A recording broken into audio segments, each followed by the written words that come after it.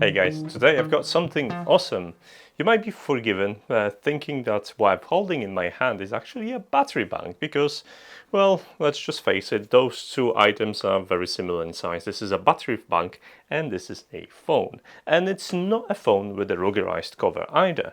This is a Dogi, I don't even know how to properly pronounce that, but this is S86 and it's a very interesting device.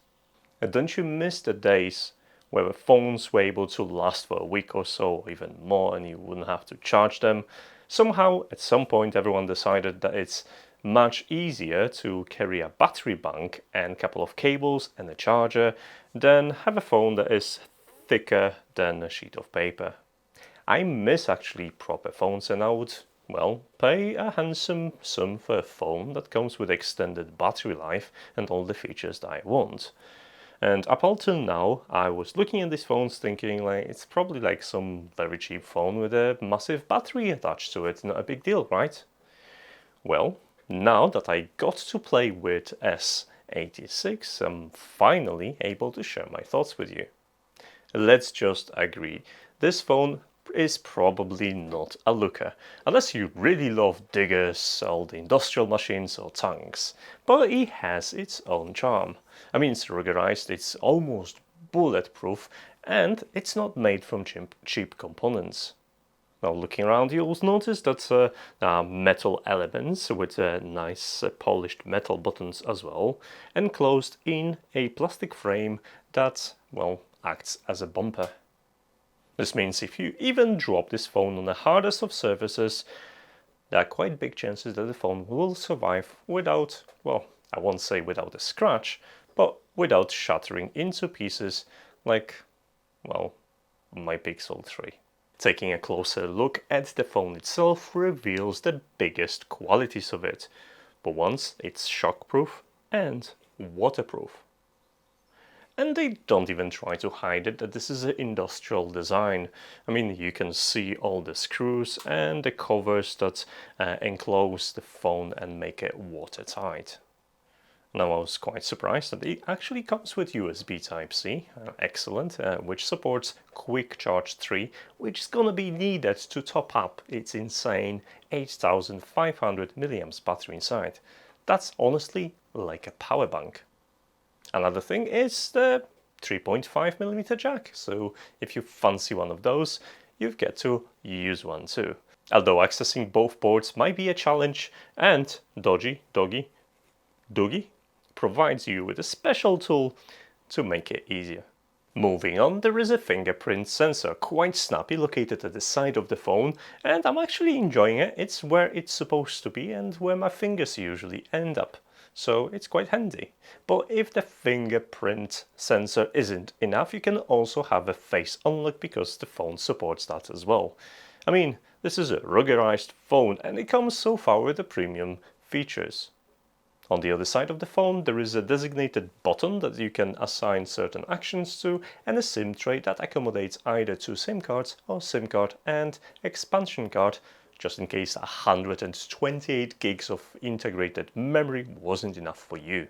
Now flip the phone at the back and you'll notice that there is a camera array as well. So you have 4 different cameras, plus the selfie camera in front. We're going to be talking about the cameras in a moment. Other than looks, so far everything seems pretty solid, so let's take a look at the operating system. Now it's Android 10.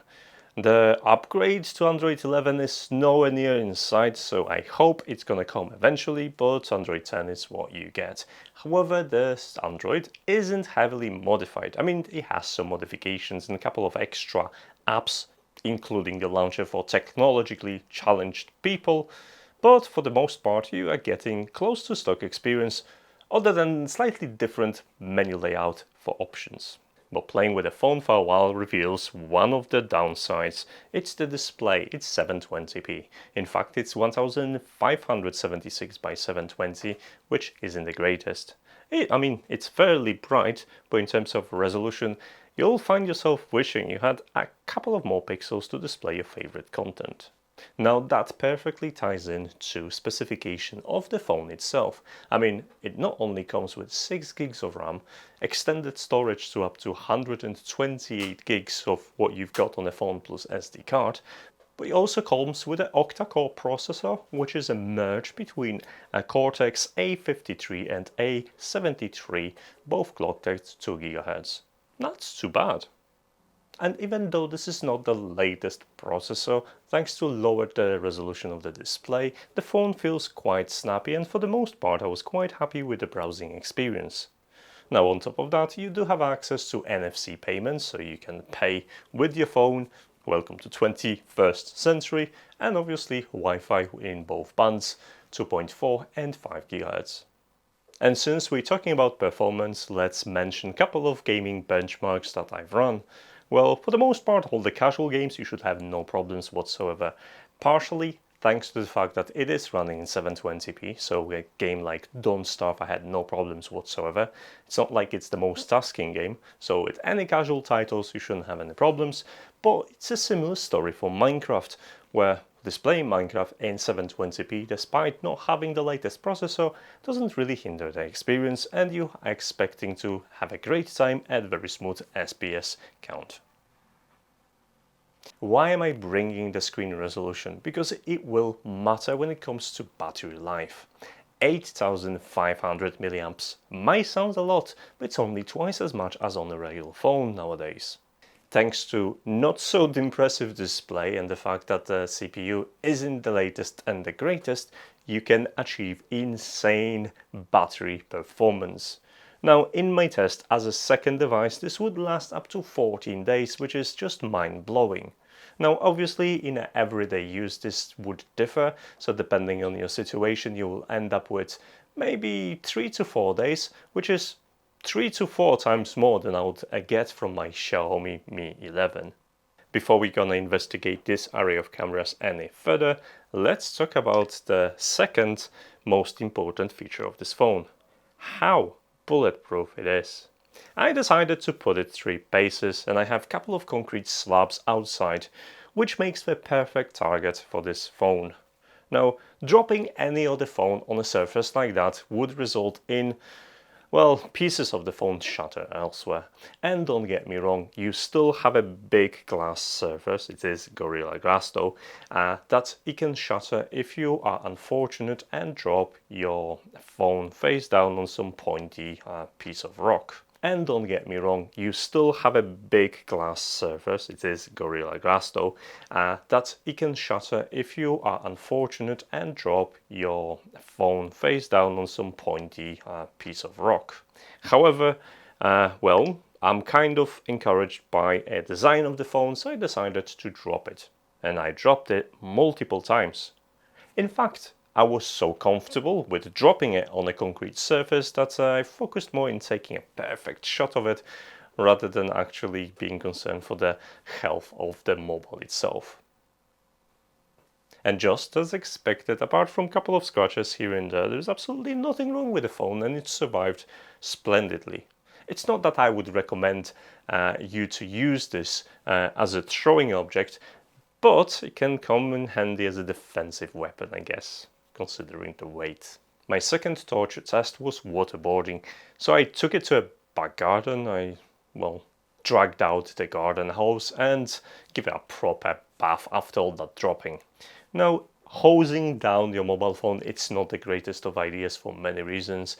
It's not like you take the phone underneath the water surface to take pictures. It's a completely different experience, more extreme, and you can actually damage the phone easier.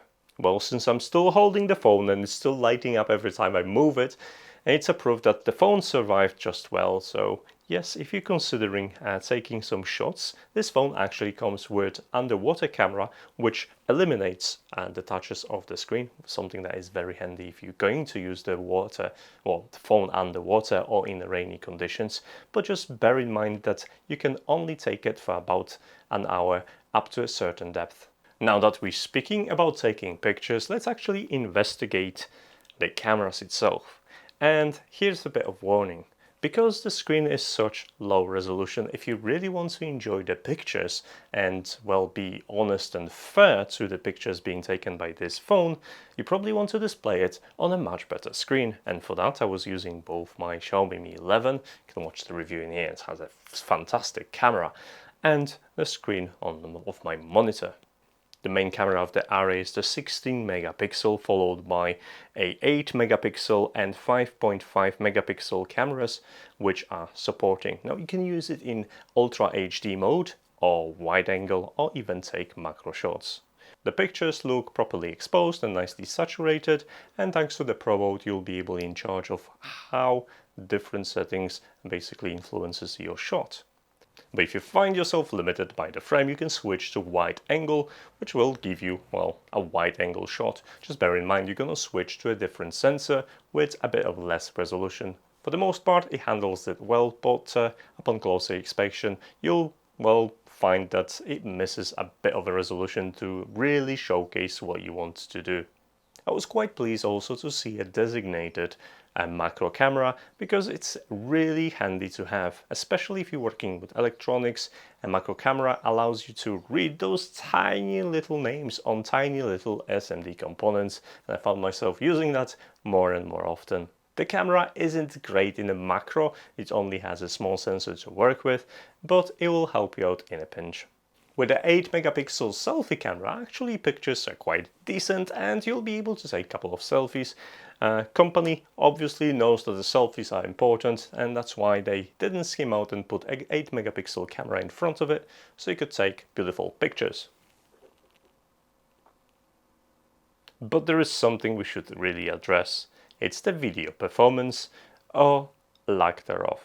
Now the highest resolution, despite all the camera sensors inside, is 1080p, and to make things worse, this camera runs at, well, 30 frames per second.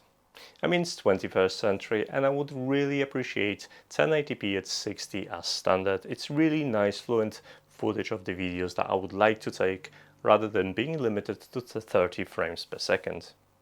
As for front-facing video, this clip should give you an idea what to expect in regards to the picture quality and microphone quality. I mean, in regards to the speakers, this thing is quite loud, boasting up to 110 decibels in kind of like the maximum setting. I'm not going to even try this because that's going to be quite loud. Unfortunately, this is something I'm not very happy with, even though I do understand that this is still sub $200 device and some compromises had to be made. I mean, I'm perfectly fine with the screen resolution being downplayed to conserve the batteries and provide you with a better overall experience, but in terms of video footage, I wish they stick with 1080p at 60 frames per second instead. To be honest guys, this phone quickly became a nuisance at work, where everyone would ask what kind of phone it is, and well, they were quite surprised learning about the battery life and the battery performance, and to no surprise it wins me over as well. Next time I'm going hiking, I'm definitely taking this phone instead, thanks to its ruggedized and bulletproof design, but mostly thanks to the immense battery life, which means I won't end up without battery at the end of the day. Now, if you are interested, there is a link to photos and more about this phone in my article. You'll also find a link to the device itself, where you can purchase it. Right now I think it's $199 on the Doogee, whatever website it is. So if you're interested, go ahead and do that. As for now guys, I'll continue using this. If you're interested what's gonna happen next, then please learn that I do not have a posting schedule, so best way is to use provided by YouTube tools to keep in touch. You know how YouTube works, I'm not going to explain you that. But what I would really encourage you is to follow me on any given social media. That's where you can get in touch, talk about stuff you are interested in, and get a sneak peek of projects I'm working on. As for now, thanks so much for watching, and I'll see you in the next video. Take care. Bye.